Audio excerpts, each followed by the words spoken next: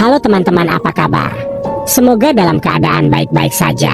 Assalamualaikum warahmatullahi wabarakatuh. Cerita kali ini, kita akan kembali membahas kasus atau kisah nyata yang terjadi di Indonesia.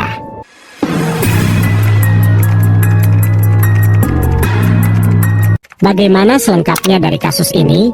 Mari kita bahas sama-sama. Sebelum kita mulai videonya, seperti biasa jangan lupa.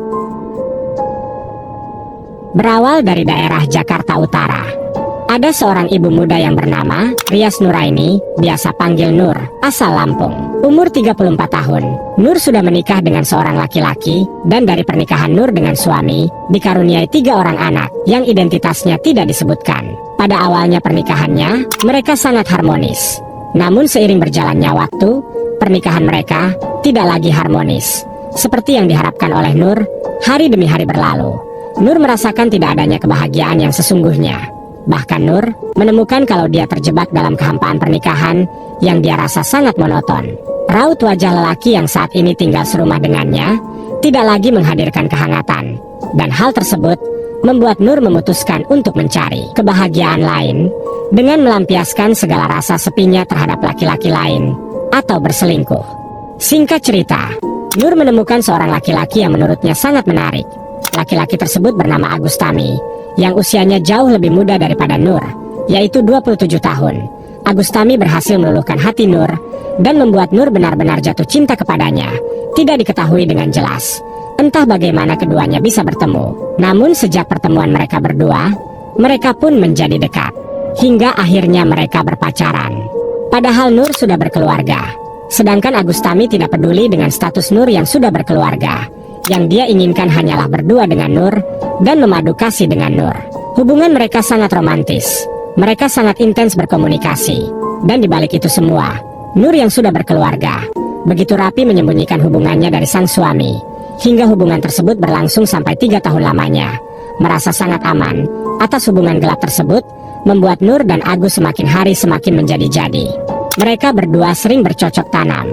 Setiap kali sang suami Nur sedang tidak ada di rumah, Nur sangat sadar apa yang dia lakukan itu bukanlah sesuatu yang benar. Namun dia sudah terjebak di dalam lingkaran kebahagiaan bersama selingkuhannya Agus, yang membuat Nur setiap harinya tidak bisa terlepas dari Agus. Setiap bercocok tanam dengan Agus memberikan kesenangan tersendiri bagi Nur, yang tidak dia dapatkan selama dia berumah tangga dengan sang suami. Dia merasa selama ini rumah tangganya sangat membosankan. Namun 3 tahun bertemu dengan Agus, dia merasakan sesuatu yang berbeda dan menjadikan dia jauh lebih bahagia. Namun yang namanya berselingkuh, di balik kebahagiaan yang dirasakan oleh Nur, sebenarnya ada sedikit beban yang semakin hari semakin menumpuk dan semakin berat. Dia tahu bahwa selingkuhannya itu hanya akan menambah kerumitan di dalam hidupnya. Namun dia sudah terikat dan tidak bisa meninggalkan Agus. Dia sudah terlanjur sayang kepada Agus dan jatuh ke dalam kenyamanan yang benar-benar tidak ingin dia tinggalkan. Dan saking sudah lamanya berselingkuh, mereka jadinya lebih sering bercocok tanam. Hingga pada akhirnya, tiba-tiba saja Nur menyadari kalau ada yang aneh dengan tubuhnya, yaitu dia tiba-tiba mual, muntah, seperti tanda-tanda seseorang yang sedang hamil. Lalu memeriksakan keadaannya ke dokter. Dan ketika itu hasilnya membuat dia benar-benar bingung. Dia benar-benar hamil. Dan hal tersebut merupakan hal dari Agus, sang selingkuhan. Di tengah kepanikan dan kegelisahannya, dia pun segera memberitahukan Agus. Dan Agus saat itu yang sedang bahagia-bahagianya berselingkuh dengan Nur, tiba-tiba mendapatkan kabar tersebut, langsung shock. Saat diberikan kabar tentang kehamilan Nur, Agus langsung bingung. Dia tidak mau dan tidak siap. Jika harus bertanggung jawab, dia juga tidak mau menikahi Nur. Karena apa yang selama ini dia jalankan dengan Nur, itu hanya untuk bersenang-senang. Saat itu mereka berdua sama-sama bingung bagaimana harus mencari jalan keluar. Dengan kondisi ini, Agus saat itu merasa ketakutan. Jika keadaan dari Nur ini diketahui oleh keluarganya, maka habislah dia. Begitu juga dengan sebaliknya. Nur tidak mau suami sahnya mengetahui keadaannya tersebut. Karena itu adalah hal yang sangat fatal. Nur sangat sadar dia belum bercocok tanam dengan suami sahnya. Tidak mungkin suami sahnya bakal percaya kalau yang dia kandung adalah suami sahnya. Lalu tiba-tiba terpikirlah oleh mereka. Nur dan Agus punya ide, berencana untuk pindah dari Lampung. Saat itu Nur sudah tidak peduli dengan keluarganya. Dia berpikir yang penting dia bisa kabur dengan Agus. Lalu menikah dengan Agus. Dia ingin menjauh dari Lampung sebelum membesar. Akhirnya mereka berdua memantapkan rencana untuk pergi dari Lampung dan menetap di Jakarta. Tetapi sebelumnya mereka ingin mencari pekerjaan terlebih dahulu di Jakarta, lalu baru merantau ke sana. Dari situlah selama beberapa bulan, mereka mencoba mencari informasi seputar pekerjaan. Mereka juga sekaligus menyusun rencana bagaimana agar bisa kabur ke Jakarta. Sebelum mendapatkan pekerjaan dan pergi ke Jakarta, Agus sempat mengatakan kepada Nur untuk mencari ide lain, yaitu salah satunya menggugurkannya. Pada awalnya Nur tidak terima dengan permintaan Agus. Terjadilah cekcok di antara mereka berdua, yang mana Nur sangat takut melakukan hal itu. Dia tidak mau nantinya malah berakibat fatal kepadanya sendiri, dan dia pun menolak permintaan dari Agus. Agus saat itu juga takut, karena melihat Nur semakin lama semakin membesar. Kemudian Agus terus mendesak Nur, dan memaksa Nur, hingga akhirnya Nur pun menyetujui permintaan dari Agus. Sebenarnya Nur takut menggugurkan tetapi mau menuruti Agus. Lalu selang beberapa waktu, Nur selama ini sudah berusaha mendapatkan pekerjaan, yang mana akhirnya dia mendapatkan tawaran kerja di sebuah kedai makanan, yaitu kedai Anak Mami, yang berlokasi di Jalan Boulevard Raya, Kelapa Gading, Jakarta. Nur mengatakan kepada Agus, "Sayang, aku sudah dapat kerja nih. Kamu gimana?" tanya Nur. Pada saat yang sama, Agus juga diterima bekerja di Jakarta, tetapi berbeda tempat dengan Nur, dan dia pun menjawab, "Iya, aku juga sudah dapat pekerjaan. Secepatnya saja kita rencanakan untuk segera pergi ke Jakarta ya." "Kita pergi diam-diam," ucap Agus. Setelah memantapkan rencana mereka, mereka pun mulai menyiapkan segala kebutuhan yang akan dibawa ke Jakarta.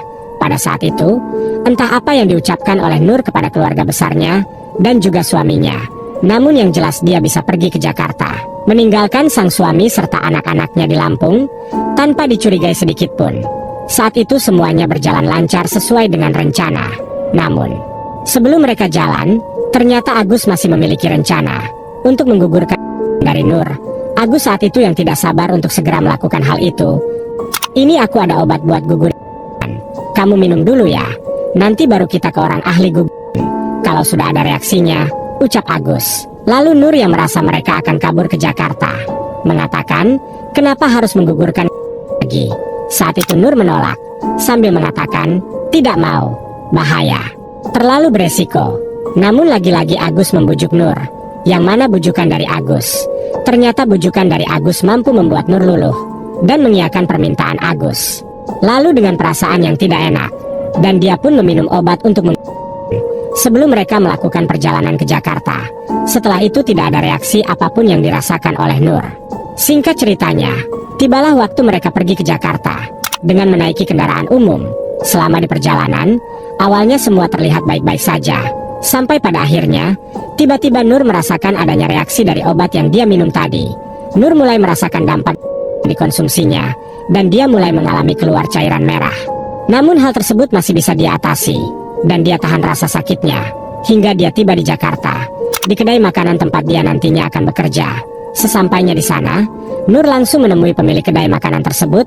Nur berkenalan dengan mereka dan mengaku kalau dia datang membawa suaminya, yaitu Agus. Saat itu Nur meminta izin kepada calon majikannya untuk bisa tinggal sementara bersama suaminya di sana, dan pemilik kedai tersebut mengizinkan Nur untuk tinggal bersama Agus tanpa mempertanyakan dengan jelas status pernikahan mereka, apakah benar-benar suami istri atau hanya berpacaran.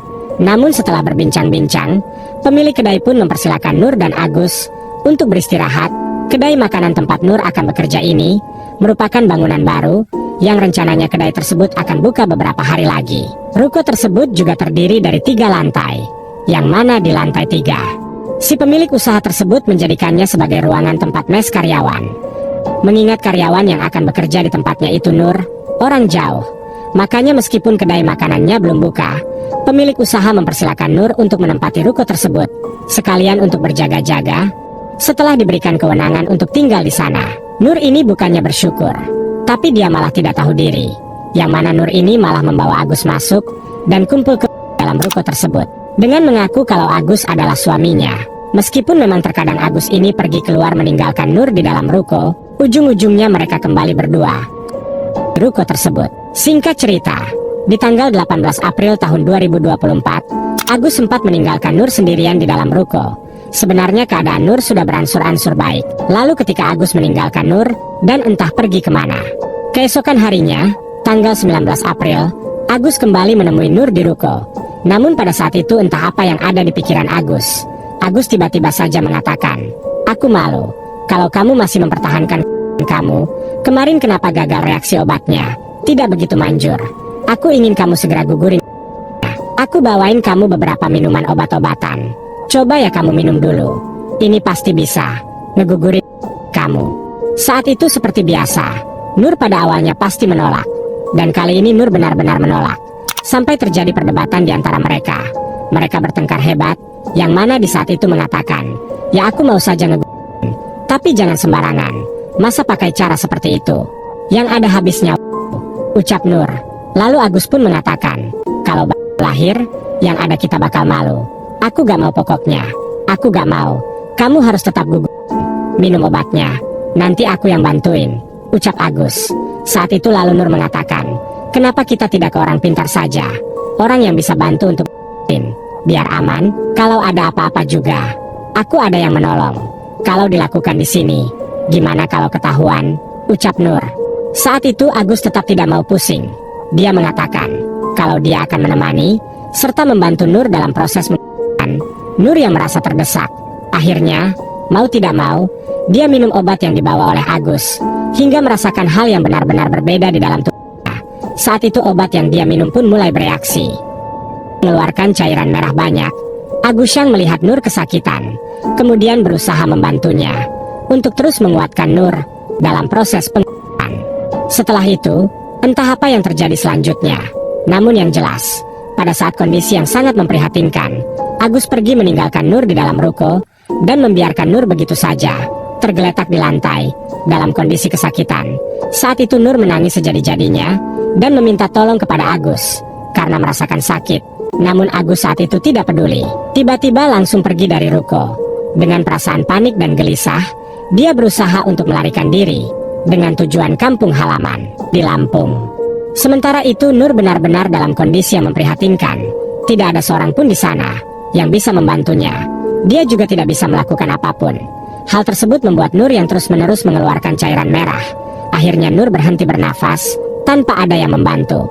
Singkat cerita, keesokan harinya, salah satu rekan kerja Nur, yang berinisial R, yang rumahnya tidak jauh dari ruko tersebut, datang untuk mengontrol ruko, dan menyiapkan segala hal perlengkapan untuk opening ruko tersebut, yang sebentar lagi akan mulai buka. Pada saat masuk ke dalam ruko, R tidak menemukan siapa-siapa di sana, sampai akhirnya, dia merasa ada yang tidak beres. Kemudian dia mencoba mencari Nur. Dia naik ke lantai 3 ruko tersebut. Dan sesampainya di atas, R membuka pintu ruangan tempat Nur istirahat. Dan betapa terkejutnya dia, sambil teriak, meminta pertolongan. Saat itu R tidak mengetahui apa yang terjadi. Dia hanya melihat Nur dalam kondisi terlungkup. R saat itu turun ke bawah untuk mencari pertolongan. Dia mengadukan kepada security. Lalu security yang mendengar hal itu langsung bergegas naik ke atas. Dan sesampainya di sana, security tersebut terkejut melihat kondisi Nur. Akhirnya security langsung menghubungi pihak kepolisian dan juga pihak rumah sakit.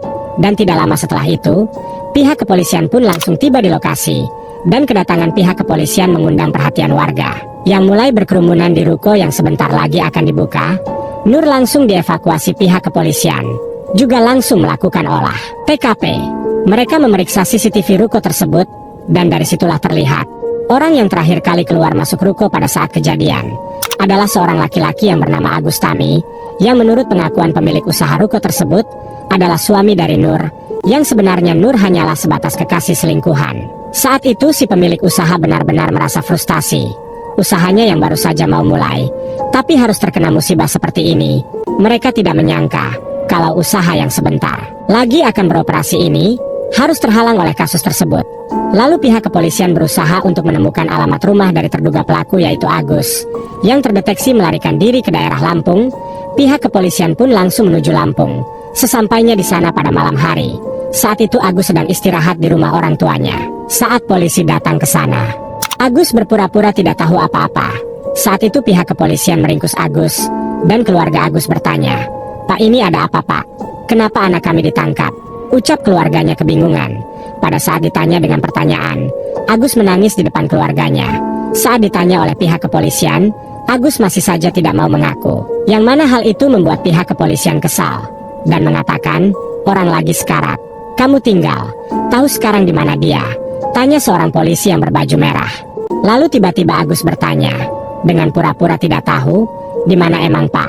Lalu polisi menjawab, itu wanita di dalam ruko kau tinggal begitu saja. Sekarang sudah... Itu karena ulahmu, ucap polisi lagi. Saat diberitahukan seperti itu, Agus pun pura-pura terkejut. Dia mengatakan, kalau dia tidak tahu apa-apa, dan dia juga mengaku, kalau pada saat meninggalkan Nur, itu masih hidup. Polisi pun di saat itu langsung membawa Agus ke kantor polisi. Sambil terlihat kesal karena Agus Tami berpura-pura diusir sama Nur. Namun polisi benar-benar tidak peduli. Setelah diinterogasi polisi, akhirnya Agus Tami mengakui perbuatannya. Saat itu dia tidak bisa mengelak lagi. Sementara di sisi lain, Nur dipulangkan kepada keluarganya. Suami sah Nur benar-benar syok mendengar kabar tersebut. Dia tidak menyangka kalau sang istri Nur selama ini berselingkuh darinya dan berakhir dengan sangat mengenaskan. Akhirnya Nur pun dimakan oleh keluarga. Agus dijerat dengan pasal 339 tentang kasus penghilangan dengan ancaman pidana seumur hidup atau paling lama 20 tahun. Begitulah cerita kasus ini. Semoga kita bisa belajar dari kejadian ini. Cintai pasangan sah menurut pemerintah dan agama, dan cintai keluargamu. Jangan pernah selingkuh, karena itu dilarang agama manapun.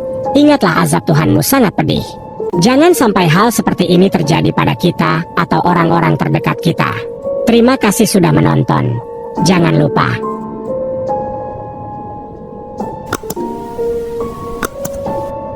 sampai jumpa di video berikutnya.